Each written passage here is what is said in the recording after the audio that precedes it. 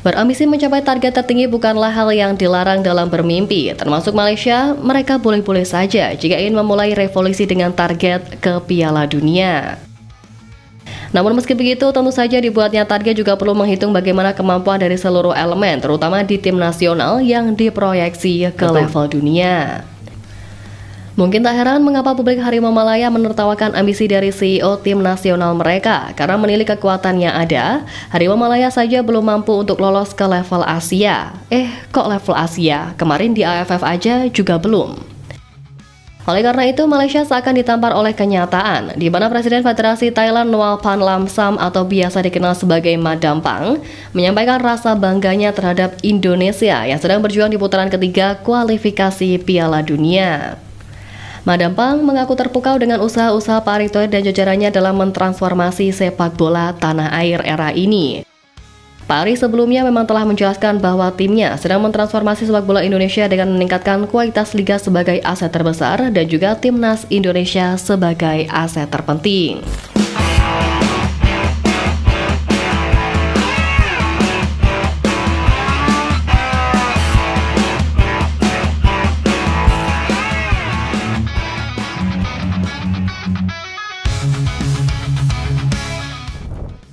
Di tengah gencarnya persiapan timnas Indonesia jelang mengarungi lanjutan babak ketiga kualifikasi Piala Dunia, si negara tetangga Malaysia justru cari gara-gara. Gitu. Malaysia melalui medianya menyoroti laga panas yang bakal tersaji di SUGBK yang pertemukan Indonesia versus Bahrain, mengingat kontroversi di laga sebelumnya. Laga yang akan berlangsung pada 25 Maret tersebut membuat media Malaysia Stadium Astro memperhatikan 1 dari 26 pemain yang dipanggil oleh pelatih Bahrain Dragan Talajik jelang lawatannya ke Indonesia. Media tersebut menyoroti kehadiran Syed Al-Wadai dan menilai bahwa pemain berusia 16 tahun itu bisa menjadi senjata untuk menghancurkan timnas Indonesia. Menurut mereka, pengalaman Al-Wadai di Villarreal U16 bisa menjadi ancaman bagi skuad Patrick Kluivert. Menilik sang pemain merupakan salah satu berlian bagi sepak bola Bahrain yang membawa Akademi Villarreal menjadi juara Villarreal Academy Cup 2024 dan runner-up Yellow Cup 2024 serta menjadi top skor. Di Piala Teluk tahun lalu pun Syed Al-Wadai juga mendapat kesempatan untuk bermain di tim senior dan turut berkontribusi membawa gelar juara. Dengan catatan impresif inilah banyak pihak yang menganggap Syed Al-Wadai bisa merepotkan timnas Indonesia di laga nanti, termasuk media Malaysia Stadium Astro yang bahkan meremehkan Indonesia dengan menyebut Syed Al-Wadai bisa membantai tim besutan Patrick Kluivert. Ini belum tentu ya teman-teman. Tentu saja opini dari media negeri jiran itu menunjukkan betapa tak tahu dirinya mereka. Padahal sebelum ini, revolusi timnas Malaysia dengan menetapkan target ke Piala Dunia disambut cemoohan oleh publik sendiri hingga sang legenda sampai mengemis. Publik negeri jiran menertawakan ambisi besar Rob Fran selaku CEO timnas Malaysia yang ingin membawa Harimau Malaya ke panggung dunia. Klaim itu dianggap publik Malaysia sebagai tujuan yang ambisius dan dinilai masyarakat negeri jiran sebagai target yang sangat tidak realistis. Di samping itu pula, legenda sepak bola Malaysia Datuk Jamal Nasir yang ternyata mendukung penuh ambisi besar dari Rob Fran, bahkan sampai mengemis kepada masyarakat negerinya untuk mendukung langkah federasi yang baru ini. Menurutnya, masyarakat Malaysia harus mendukung upaya manajemen untuk membawa Harimau Malaya ke tingkat yang lebih tinggi. Ia juga mencontohkan bagaimana Malaysia bisa lolos ke Olimpiade 1972 dan 1980, padahal sebelumnya tidak pernah dibayangkan. Datuk Jamal Nasir mempertanyakan sikap publik ke negaranya, mengapa mereka harus mengajak target ambisius dari Rob Fran itu. Ia mengajak publik Malaysia fokus terhadap sesuatu yang positif, dimulai dari Malaysia lolos Piala Asia 2027 untuk kemudian ke Piala Dunia. Pria berusia 71 tahun, tokoh kunci Malaysia di Olimpiade Moskow 1980 itu ingin melihat Malaysia bangkit dengan dukungan bukanlah kecaman. Memang untuk saat ini, ambisi Malaysia mampu bersaing di level lebih tinggi sangat terlihat. Salah satu cara mencapai target itu dengan menerapkan program naturalisasi pemain keturunan. 3 pemain termasuk salah satunya dari Belanda diketahui sudah dalam proses naturalisasi Malaysia untuk diproyeksi pada ajang kualifikasi Piala Asia 2027. Bersama Vietnam, Nepal, dan Laos, hanya juara grup yang dipastikan ke putaran final Piala Asia 2027 mendatang. Dan ini tentu menjadi tantangan berat bagi Malaysia dengan segala persiapan yang dilakukan, bahkan sudah menargetkan ke Piala Dunia. Kita tinggal tunggu waktu saja. Dalam bulan ini Indonesia akan bertemu Bahrain. Setelah berbagai drama yang dilakukan oleh Bahrain di kandang mereka, ini adalah waktu yang tepat untuk kita menunjukkan siapa Indonesia. Dan bukannya mendapat dukungan dari negara tetangga kita, malah mereka pesimis atau mendoakan supaya Indonesia kalah. Well, tidak masalah. Semua pihak itu boleh berkomentar ya, tapi Indonesia sedang berjuang di kualifikasi Piala Dunia dan hanya satu-satunya negara di Asia Tenggara ini yang berjuang di kualifikasi Piala Dunia, yaitu Indonesia. Negara lain di Asia Tenggara mungkin bisa berjuang di fase yang berikutnya.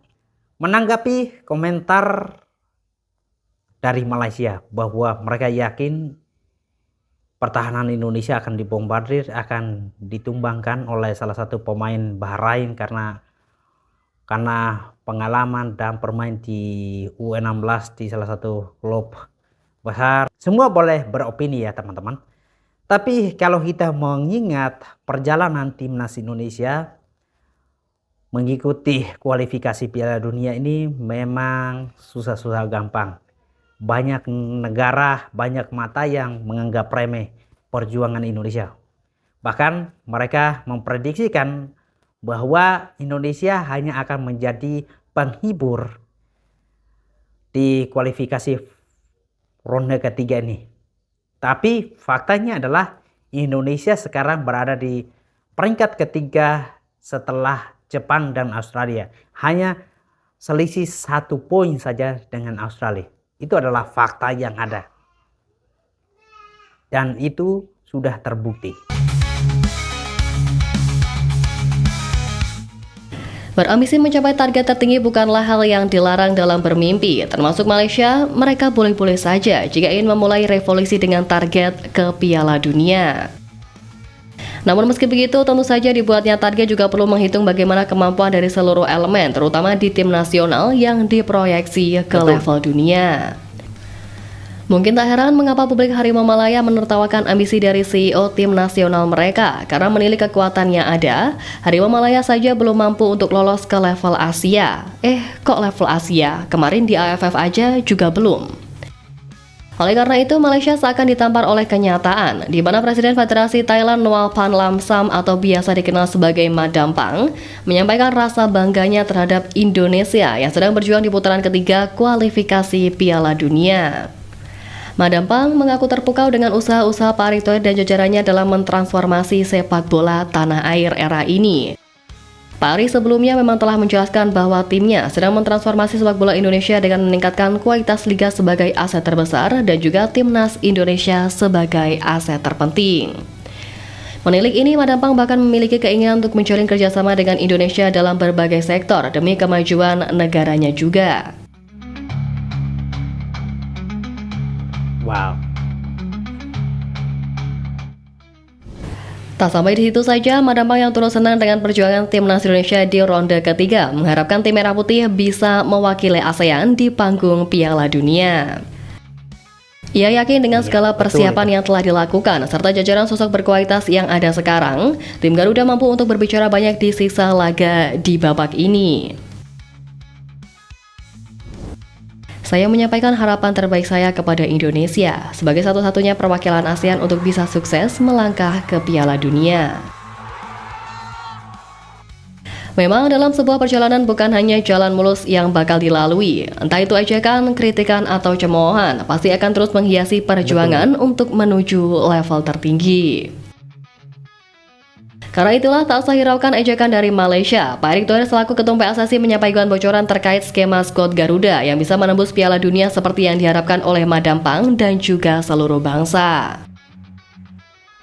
Pak Erick Thohir menegaskan bahwa pencapaian timnas Indonesia saat ini merupakan hasil kerjasama erat antara pemerintah, PSSI, dan juga seluruh elemen masyarakat.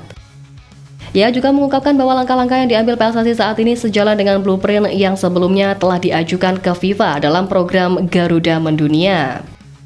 Program itu tidak hanya berfokus pada pengembangan tim nasional putra, tetapi juga tim putri, termasuk aspek komersialisasi melalui merchandise dan juga sponsor.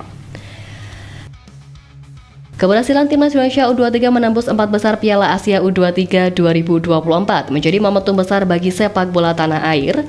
Pencapaian tersebut meningkatkan kepercayaan diri PSSI dan pemerintah dalam membangun timnas yang lebih kompetitif. Potensi lokal yang dimiliki oleh skuad Indonesia seperti Rizky Ridho dan Marcelino Ferdinand juga sudah mampu menunjukkan kualitas di level internasional, sehingga beliau pun juga optimistis dengan peluang timnas Indonesia di putaran ketiga kualifikasi Piala Dunia 2026 ini. Dari 4 laga sisa yang ada, Pak Erick Thohir menyebut jika timnas Indonesia mampu mengamankan 7 hingga 9 poin, peluang lolos otomatis ke Piala Dunia 2026 bakal sangat terbuka. Selain itu juga peluang lolos melalui ronde keempat juga masih bisa dengan kesempatan melalui jalur playoff. Optimisme ini juga bisa membawa sepak bola Indonesia sejajar dengan negara-negara besar di dunia dan diharapkan seluruh elemen bangsa terus bersinergi demi mewujudkan impian tampil di Piala Dunia. Kami tidak bermimpi secara hiperbola, ini sesuatu yang nyata di depan mata kita, dan baik untuk negara kita agar sejajar dengan bangsa-bangsa besar dunia.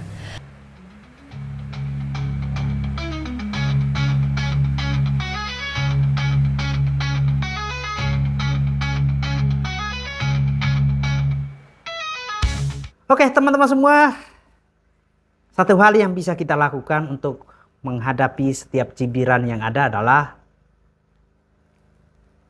tetap percaya kepada mimpi kita.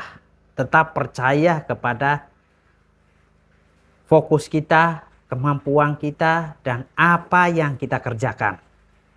Mari kita doakan perjuangan timnas Indonesia untuk di fase kualifikasi ini.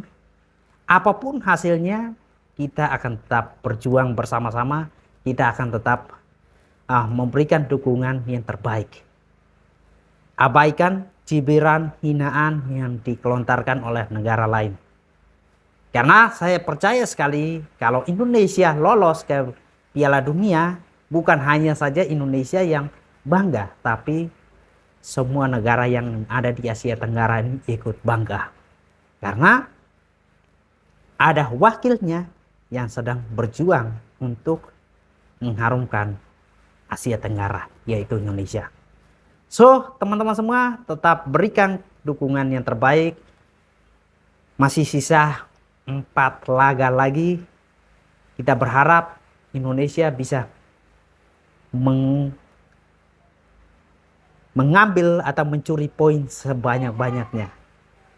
Ya, dukungan dari kita semua itu akan menjadi penyemangat buat timnas kita.